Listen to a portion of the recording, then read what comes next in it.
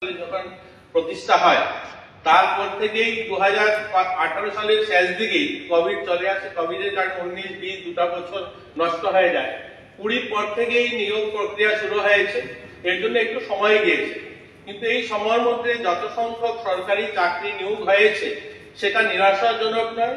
কমিউনিস্টের last 25 বছরের সঙ্গে যদি তুলনা করেন দেখবেন এর থেকে অনেক বেশি হয়েছে। হ্যাঁ, সংখ্যাটা আমার ওই একজন বিধায়ক সিপিএম বলেছেন, নয়ন সরকার, যে সংখ্যাটা সরকারি কর্মচারীর যে তথ্যটা, যে আগে যে সংখ্যাটা ছিল কমিউনিস্ট সরকার যখন এখান থেকে সরে যায় আমাদের সরকার আসার পর সেই সংখ্যাটা আমাদের একটু কম হয়েছে, কিন্তু নিয়োগ কম হয়নি। আর একটা কথা হচ্ছে বেসরকারি, আগে যেটা কমিউনিস্টের নেতারা বক্তব্য রাখতেন যে বিকল্প অর্থনীতি, এই রাজ্যে এই 7 বছর চলছে আমাদের, এই 7 বছরে বিকল্প অর্থনীতির অনেকগুলো পরিকাঠামো গড়ে উঠেছে, যেটা বারবার এখানে কথা উঠছিল ইন্ডাস্ট্রি, সেদিকে আমি আসবো। প্রথম একজনের তথ্য তুলে ধরি আপনাদের কাছে। জিআরবিটি গ্রুপ পদে 1980 জনকে সিলেকশন করে ইন্টারভিউ হয়ে বিভিন্ন দপ্তরে তারা কাজ নিয়ে নিয়েছে। আমি শর্টে বলবো, অনেকগুলো পেজ, তার জন্য আমি খুব সংক্ষেপে বলবো।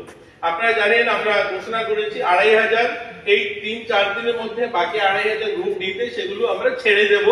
এটাকে যদি আমি নাও ধরি, যে এটা এখনো ছাড়িনি, আমরা 2-3 দিন পরে ছাড়বো, কিন্তু সেটাও না ধরি, তারপরেও আমরা 2022-23 এবং 23-24 অর্থ বছরে 4849 জন অশিক্ষক কর্মচারী রাজ্য সরকারের বিভিন্ন দপ্তরে নিয়োগ করা হয়েছে। 2018-19 থেকে 2023-24 পর্যন্ত বিভিন্ন দপ্তরে কন্ট্রাকচুয়াল অর্থাৎ আউটসোর্সিং যে কথাটা আসছে 8024 জন। আমি এই 8024 জন নিয়ে আমি একটু বলতে চাই। এখানে বারবার সবাই বলছেন যে আউটসোর্সিং কেন নেবে। দেখুন, আউটসোর্সিং সময়ের সঙ্গে সঙ্গে অনেক বদলাव হয়েছে। এরকম নয় যে 8028 জন শুধুমাত্র সরকারি অফিসে।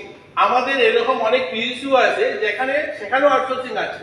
এখানে এলওপি যিনি আছেন তিনি ডিআইটিসি চেয়ারম্যান ছিলেন এবং বাই ভার্চুয়াল কোর্স তিনি টিএনজিসি ছিলেন। সেখানে 400 জন আউটসোর্সিং এর স্টাফ তিনি নিয়োগ করেছেন তখনকার সময়। এরকম সব আজকে হয়ে গেছে। এই আউটসোর্সিং তো এরকম অনেক পিএসইউ রয়েছে যেখানে সরকারি অধীনস্থ সেই সমস্ত পিএসইউ, সেখানেও আউটসোর্সিং রয়েছে। তো আউটসোর্সিং 8028 জন আমাদের সময় নেওয়া হয়েছে। 2022 থেকে 2023-24 অর্থ বছরে 4849 জন বললাম অশিক্ষক কর্মচারী নেওয়া হয়েছে। টেটের মাধ্যমে 2018-19 থেকে এখন পর্যন্ত 6802 জনকে শিক্ষক পদে নিয়মিত পদে তাদেরকে নেওয়া হয়েছে। স্পেশাল এডুকেটর হিসাবে 88 জনকে নেওয়া হয়েছে। টিপিএসসির মাধ্যমে 1742 জনকে নিয়োগপত্র দেওয়া হয়েছে। আরো 745 জনকে প্রক্রিয়া চলছে, খুব শীঘ্রই তাদেরকেও নেওয়া হবে। 2018-19 থেকে এখন পর্যন্ত রাজ্য পুলিশে 119 জন এসআই কনস্টেবলের নিয়মিত পদে নিয়োগ করা হয়েছে এবং ত্রিপুরা স্টেট রাইফেলে দুটি ব্যাটালিয়নে 1413 জন টিএসআর জওয়ানকে নিয়োগ করা হয়েছে। এছাড়াও গ্রুপ সি, গ্রুপ ডি পদে পুলিশেতে অর্থাৎ হোম দপ্তরে 288 জনকে নিয়মিত পদে যোগদান করা হয়েছে। 2018 থেকে 2019, 2023 থেকে 2024 এই সময়ের মধ্যে এসপিওতে 1262 জনকে নেওয়া হয়েছে। এছাড়াও যেটা আমাদের মাননীয় সুদীপবাবু বলেছেন স্পেশাল এক্সিকিউটিভ, এই স্পেশাল এক্সিকিউটিভ 2024-এর জানুয়ারি মাসে তাদের পরীক্ষা হয়েছে। এখন বলুন, জানুয়ারিতে পরীক্ষা হয়েছে, এপ্রিলতে লোকসভা ইলেকশন ছিল, তারপরে পঞ্চায়েত ইলেকশন চলে এসছে। একটা ইলেকশন যখন ডিক্লেয়ার হয় তখন 1-2 মাস ওই ইলেকশন প্রক্রিয়াতে চলে যায়। তো সময় কতটুকু পাওয়া গেল? অর্থাৎ জানুয়ারি মাসে 2024-এ যে ইন্টারভিউ হয়েছে সময়টা কতটুকু পেল সরকার? এদেরকেও আমরা আজ আমাদের এই হাউসে বলছি, এদের প্রক্রিয়া আমরা প্রায় সমাপ্তির দিকে। আমরা 1-1.5-2 মাসের মধ্যে ওই 6000কেও নেওয়া হবে, সেটাও এখন ফাইনালাইজ দিকে। ত্রিপুরা পুলিশে 149টি এসআই পুরুষ এবং 45 জন এসআই মহিলা, এদেরকেও নেওয়া হয়েছে। 21টি এসআই মহিলা 3টি পদে টিপিএসসির মাধ্যমে সরাসরি নিয়োগ ইতিমধ্যে ত্রিপুরা পুলিশ দপ্তর থেকে উদ্যোগ গ্রহণ করা হয়েছে। ত্রিপুরা পুলিশে 1000টি কনস্টেবল পদে সরাসরি নিয়োগের জন্য সিলেকশন কমিটি গঠন করা হয়েছে। ইতিমধ্যে এই 1000টি কনস্টেবল পদের জন্য নিয়োগের জন্য প্রাথমিক প্রার্থীদের শারীরিক সক্ষমতা পরীক্ষা এবং লিখিত পরীক্ষা শেষ হয়েছে, তাদের প্রক্রিয়া চলছে।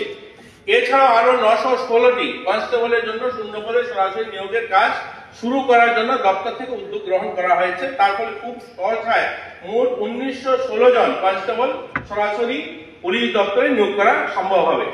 বেকারদের কর্মসংস্থানের উদ্দেশ্যে শূন্যপদ পূরণের লক্ষ্যে রাজ্যের পঞ্চায়েত দপ্তরে 2024-25 অর্থ বছরের ইপিএসসির মাধ্যমে 395 জনকে পঞ্চায়েত এক্সিকিউটিভ অফিসার পদে নিয়োগ করা হয়েছে।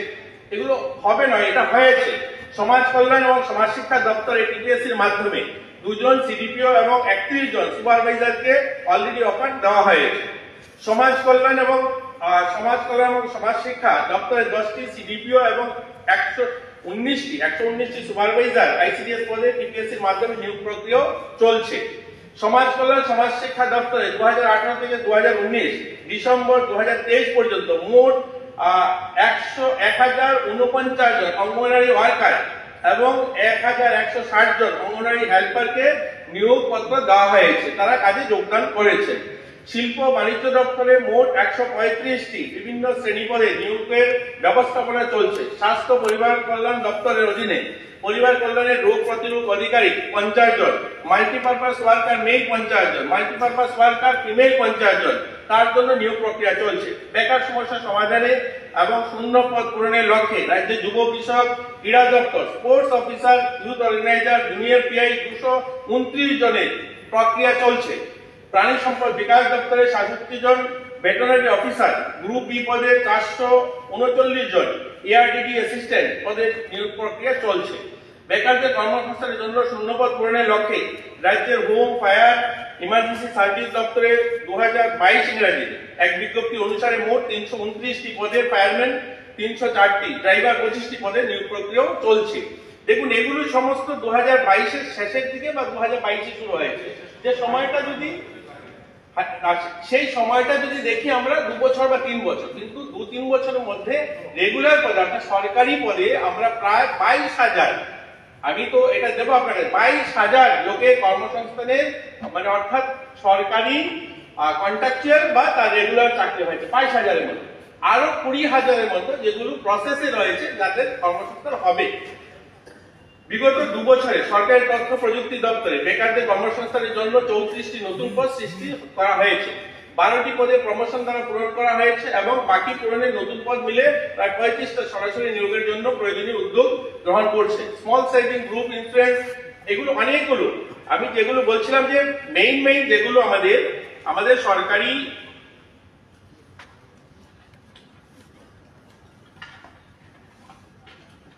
আমাদের রাজ্যে কর্মসংস্থানের কথা যখন আসে, এই যে গিগ ওয়ার্কার, আজকে যারা আউটসোর্সিং বা প্রাইভেট যারা কাজ করছে 1215 জন গিগ ওয়ার্কার, শ্রমিক ডেলিভারি যারা বিভিন্ন কোম্পানি এসছে যারা কাজ করছে।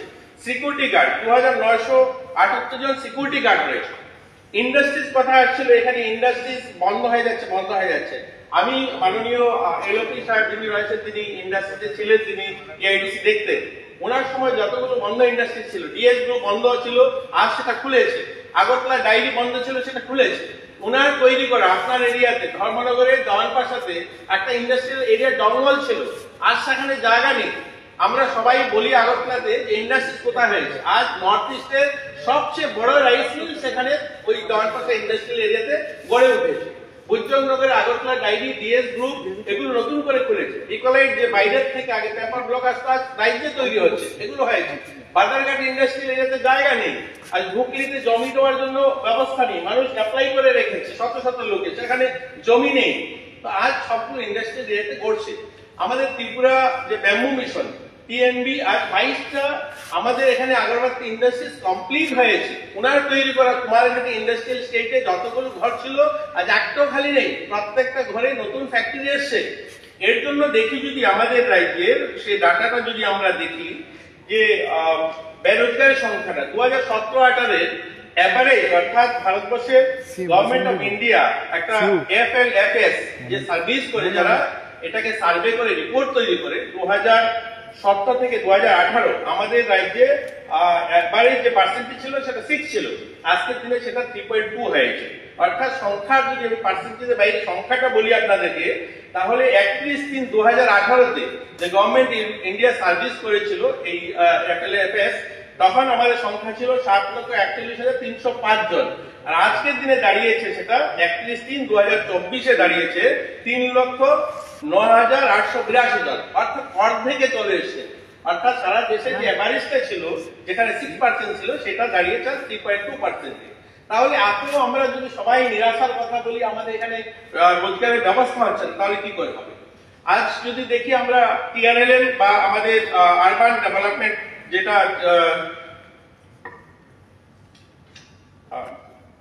TULM অর্থাৎ ত্রিপুরা লাইভলিহুড আরবান যে মিশন, তার মাধ্যমে প্রায় 2770 জনকে গভর্নমেন্ট 10 কোটি টাকার বিভিন্ন মেশিনারি সামগ্রী দিয়েছে শুধু আগরতলা ওয়েস্ট ডিস্ট্রিক্টে, যারা স্বরোজগারী হতে পারে।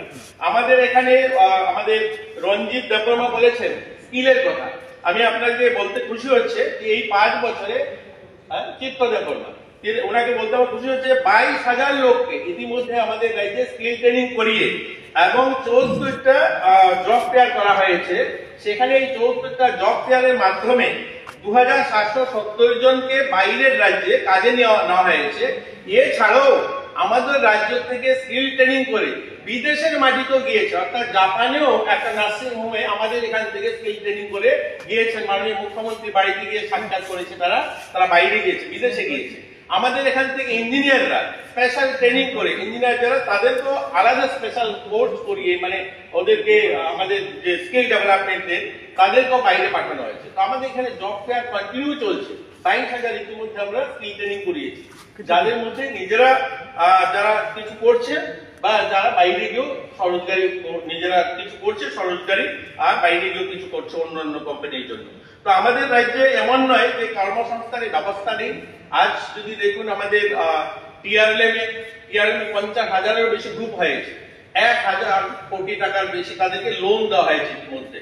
আমরা যদি 2018 সাল, 2013 থেকে 18 সাল যদি 5 বছর দেখি, 27,91,00,000 টাকা তাদেরকে লোন দেওয়া হয়েছে। আর আমাদের 5 বছর যদি দেখি, আমরা 1,056 কোটি টাকা আমরা সেই 50,000 সেলফ হেল্প গ্রুপকে লোন দিয়েছি। সেই টাকা নিয়েও তাদের মধ্যে স্বরোজগারী হয়েছে। এর জন্য যে আমাদের এখানে এই বেকারের যে সংখ্যাটা ধীরে ধীরে কমের দিকে এসছে, কমেছে। আর সরকারি চাকরির ক্ষেত্রে আগে যে সংখ্যাটা ছিল, সেই সংখ্যাটা একটু যারা রিটায়ারমেন্টে গেছে তার তুলনায় আমরা একটু কম দিয়েছি, সেটা আমরা স্বীকার করছি।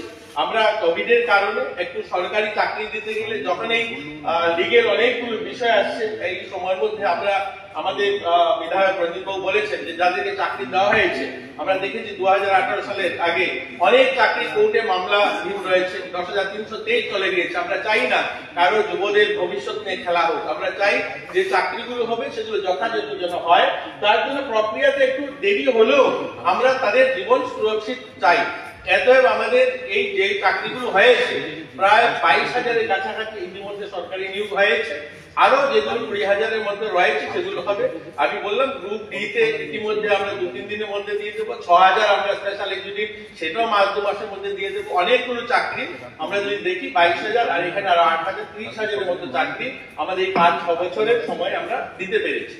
এতএব আমি মাননীয় বিধায়ক সুদীপ বর্মন যেটা বলেছেন যে একদমই কিছু নেই, চাকরি হচ্ছে না, মানুষ হাহাকার করছে, এরকম নয়। আপনার কথার থেকেই আপনি বলেছেন যে 2,500 গ্রুপ ডিতে যারা চাকরি পাবে, তার থেকে কিছু সংখ্যক হাজার খানিক লোক অন্য জায়গায় চাকরি পেয়ে গেছে।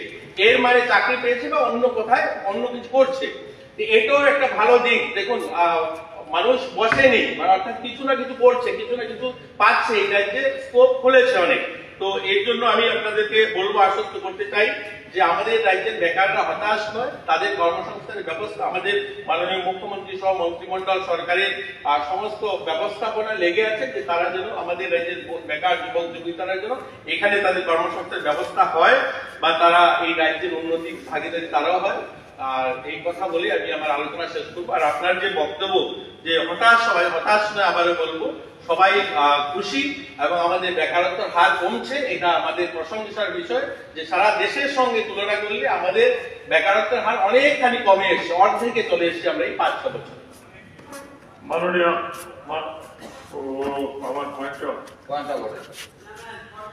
লোন দিয়ে কলেজের পঠন পাঠন বলতে না দিবঙ্কর হয় না। short duration discussion হচ্ছে, no question of voting, no আমি টিঙ্কুর কাছ থেকে একটা জিনিস জানতে চাইছি।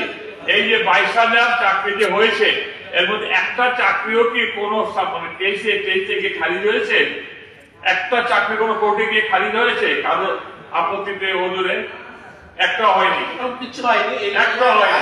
এটা সবচেয়ে বড় সাকসেস, এটা সবচেয়ে বড় সাকসেস। নিয়ম মেনেই দেওয়া হচ্ছে। এই সভা ছোট্ট জলসভা সুদীপ বাবু, এই ম্যাটারে স্যার আমি বলতে চাই না, মাননীয় মুখ্যমন্ত্রী এসছেন, দিল্লি থেকে এসছেন, আমরা খুব খুশি। NLF